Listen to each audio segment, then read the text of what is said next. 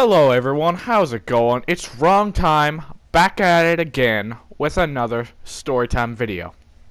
Alright, I know, it's been a while, and frankly, I can't quite continue the last one yeah, you don't need to worry about it.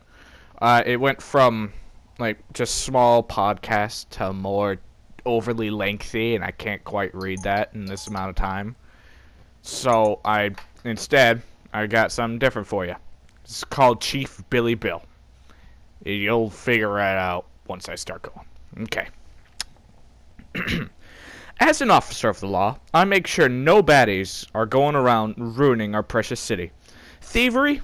Taken care of. Murder? Only the culprit is getting that today. Puppy urinating on public fire equipment? They all get hosed. My name is Chief Billy Bill, and I'm a chief policeman. When I first got this rank, I came into the office wearing a feather war bonnet before getting maced for being offensive and causing our Native American intern to quit, saying he can't take the pressure anymore. I thought it was part of the uniform, to be honest.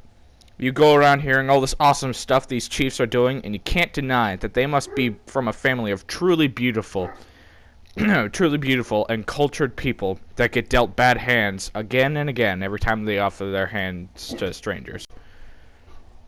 Chief Billy Bill, you've got a phone call. That there's Private Parts, a foreign exchange student from Germany who strangely has no accent whatsoever. I don't need to explain why his name's Parts. His parents were cruel, and also is dead. San Francisco Police Department, Chief Billy Bill speaking, I say into the phone as I stuff a sandwich into my mouth and chew loudly. And since I can't breathe through my nose, I have to eat with my mouth open. Oh, hi, sweetie. It's Mommy. I was wondering when you were coming over to visit. I have potato salad all ready for you, and you said you'd visit last year. That's me, Mom. She does nothing but ask about me visiting for potato salad. I wouldn't mind, but it's mashed potato salad, not a potato with salad, so I have to kindly decline. Can it, Mom? Your potato salad tastes like trash! Go get yourself a cat or something to keep you company, as I'm at work eating a sub. Thanks for understanding, Mom. Bye. Oh, no problem, sweetie. See you around Christmas. Sure, Mom. If I'm not working then, I'll come over. Love you. Bye. I hang up the phone by slamming it back onto the hang-up thingy.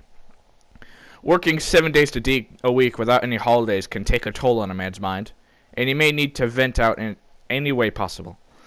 Chief Billy Bill, screams Officer Toby Crabcakes.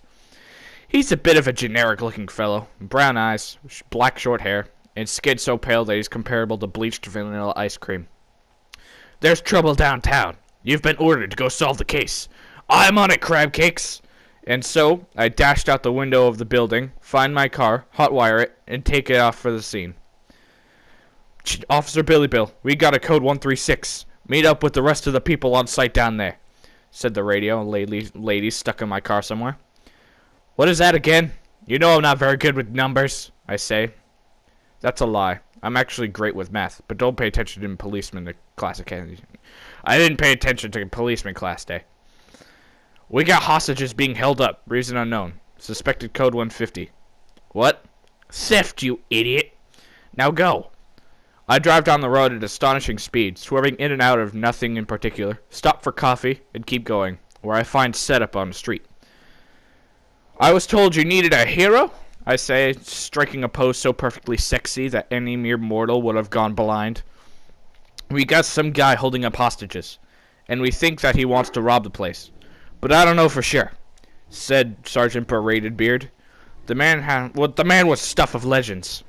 People say that his beard made him cry so much that that they went home and ate ice cream when he's on a good day.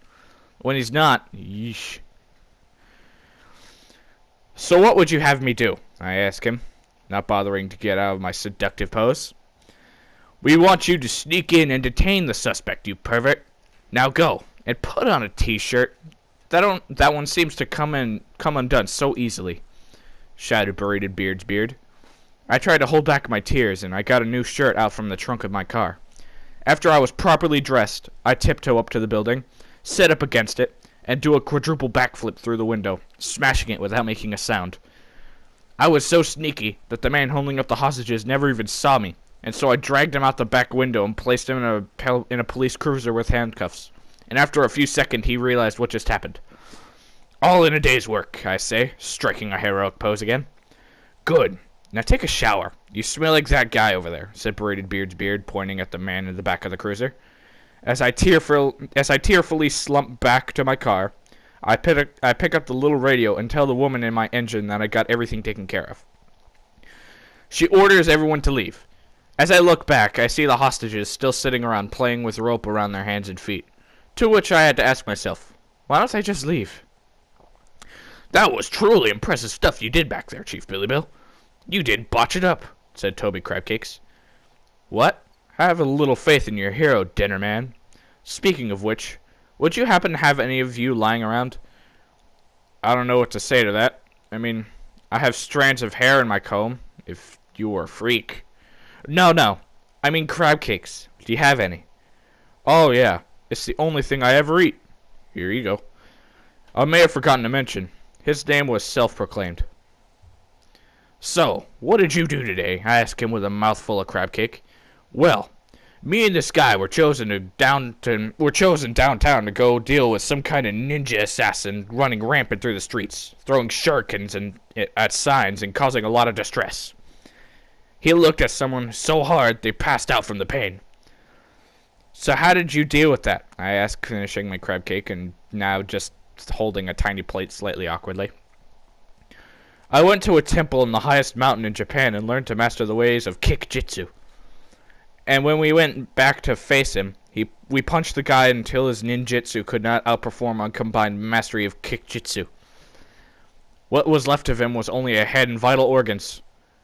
He left swearing vengeance on us and wormed his way into a secret portal inside a brick wall that our unhand excavators could not find after 3 hours of demolition. Toby Crabcakes was smug about his achievement, as if he didn't make the best himself. And if he didn't make the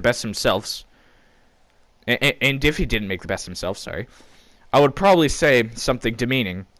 Luckily, I don't need to. Braiding Beard's beard will do that for me. Oh yeah? That's nothing. I stopped an unresponsive hostage taker from taking the monies from people. Toby Crabcakes was awestruck. Don't you know how dangerous that is? I can't believe you made it out alive. You're my hero, Chief Billy Bill. I stand there heroically while Crabcakes throws crab cakes around me to emphasize my amazing. Since we're all poor and nobody has money to spare in the slightest. People from all over the office come over and chant my name, whistling, and some even give standing ovations. Even Officer Kleptomaniac stops stealing and taking people's junk for 3 seconds to appreciate my awesome. Chief Billy Bill, you rock. You're my hero. Let me have your children. Oh, please. You're all very kind. But I don't deserve this praise. Oh, wait. Yes, I do, I say before showing the crowd my muscles. Everyone fainted. At least it didn't flex all the way. People have a history of suffering from fatal nosebleeds upon my full muscle flex. Chief Billy Bill, report to my office at once. That was Major Manly Woman. She's my boss, and a very strict one at that. Luckily, she's never around most of the time. Chief Billy Bill, what did I tell you about flexing? You could have killed someone. Major Manly Woman was doing pull-ups with a pinky with 50-pound dumbbells strapped to each ankle. I know, ma'am. I apologize, I say, praying that she doesn't roundhouse kick me, as I'll probably be sore from that. That's not the only reason I called you here, though. I overheard your conversation with Toby Crabcakes, since I was in between you two the whole time. I'm still finding your spit in my ear. He managed to take out a ninja terrorizing the city, so that begs you the question. What are you capable of? I catch unresponsive hostage taker. No, you're more than that. You could take down entire skyscrapers with your thumb if you wanted. So I'm putting you on the disaster team. Is that a thing? It is now. You're our disaster team. Now go to lunch. You'll want to stay energized. No, I'm good. I had crab cakes. Then go store up fat. You never know when you might get stuck in a frozen tundra. And so I went to second lunch, where I ate uncooked fish. After 30 seconds, I was done with my fish, and then when I was called down to handle the situation. What's the situation, I say? There's a thing causing mayhem throughout the streets of downtown. You're the only one capable of taking on this monstrosity. What am I looking for? I ask. You're looking for a giant robot. Should be impossible to miss. And with that, I took off for my cruiser. When I reached downtown, it took me 30 minutes to find the robot. But once I did, it was obvious. He was bigger than a skyscraper, and he left imprints of his shoes everywhere it stepped. And when his laces came undone, they too left imprints of the spot it rested in. This guy looks tough, but he's no match for me, I say as I perform a masterfully executed parallel park, jump out of the front windshield. As I land gracefully into the shards of glass, wearing only flip-flops without a single cut of my feet, I look up at the giant robot. It was a human-shaped bipedal cybernetic with laser-guided functionality that it uses for navigation and plasma bombardments from its single red glowing eye in the center of its cylindrical head. As I shake the science thought out of my head, as it gets in the way of my thinking, I charge up to fight this behemoth dead on. After 30 seconds of running, I reach its foot and trip over my flip-flops and bang my head off its shoe. But I save myself from concussion and begin to use my beautiful toe grip to climb my way up the leg of the robot. It takes a step, smashing a building after a few seconds it took to move, and the sound of pistons in steam can be heard screaming throughout the city. As I make my way up its head in seconds, I take a pigeon flying by and proceed to pluck a feather and chip my way through its eye, which is made of glass and has a chunk of red plutonium hooked up in the center, as well as a giant green button that says "Do not press." After I put on my anti-colorblind glasses I stored in my mustache, as the plutonium has inflicted me with a case of sudden periodic colorblindness, I scramble for the button. As soon as I press it, the entire robot crashes to the ground with an echoing thud and narrowly misses the highway, two of which there are cars backed up for miles because the police always think it's a good idea to set up checkpoints in events of possible citywide decimation. I run to its head and strike haphazard sexy pose, as my full effort would have caused too many civilian casualties. "Chief Billy Bill, come in," Major Manly Woman shouts through my walkie-talkie implanted into my officer badge.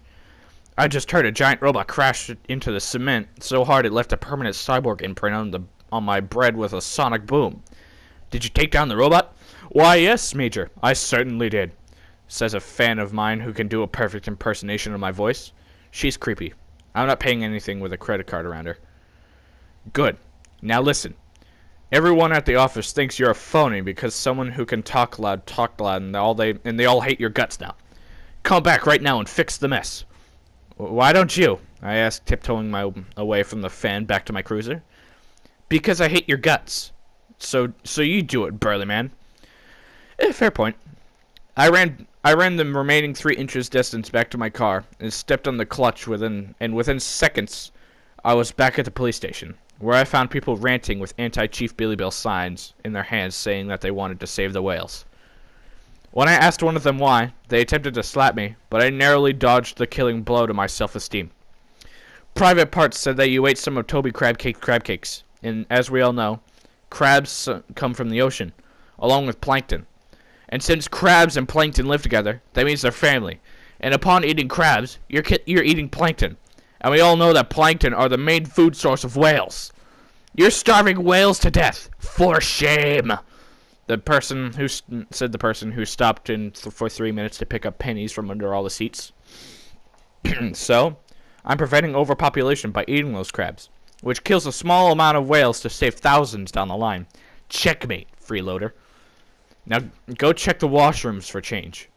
Their face lit up with sudden realization, and they turned to the crowd and explained my heroics. And the crowd of angry people who don't know me in the slightest suddenly stopped resenting my existence.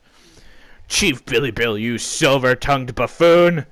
You did it!" said Major Manly Woman over the intercom with a secret frequency that only hunks can hear. "Yes, logic can diffuse any mindless riot if you make it seem like they're the problem," I said through my microphone inside my chiseled chin. "What was that?" Sergeant Chris Robinson. Apologies for that. Clip cut out. Alright. Sergeant Chris Robinson asked as he fluttered over to me with his baby bird wings. He had a face that looked eerily like young Santa, and on his otherwise skinny body, it freaked people out a lot. Nothing, Sergeant. Just me talking to myself again, I say as I pull a 540 to face him. Well, take some of my anti-character trait pills and make yourself boring like the rest of us. As he gave me the pills, he grabbed a giant red bag and flew away. What are you standing around for? Get up here so I may introduce you to the rest of the team that I recruited while you were gone. I ran through the office as fast as I can and got in an elevator that feels about as fast as a snail crawling up a vertical building. But I eventually got to her office, where it was expanded, and there was a group of people sitting around a cliché round table. Chief Billy Bill, meet the team. And that's the end of the first chapter. I hope you enjoyed, because this was really fun to write, although I did it a while ago. But anyway, if you enjoyed, leave a like and subscribe if you want to hear more. I might just get back into this whole Storytime thing. It's been a while, actually. And yeah, if this is a fairly liked video, I'll make another episode. Alright. I'll see you guys in the next one. Bye-bye.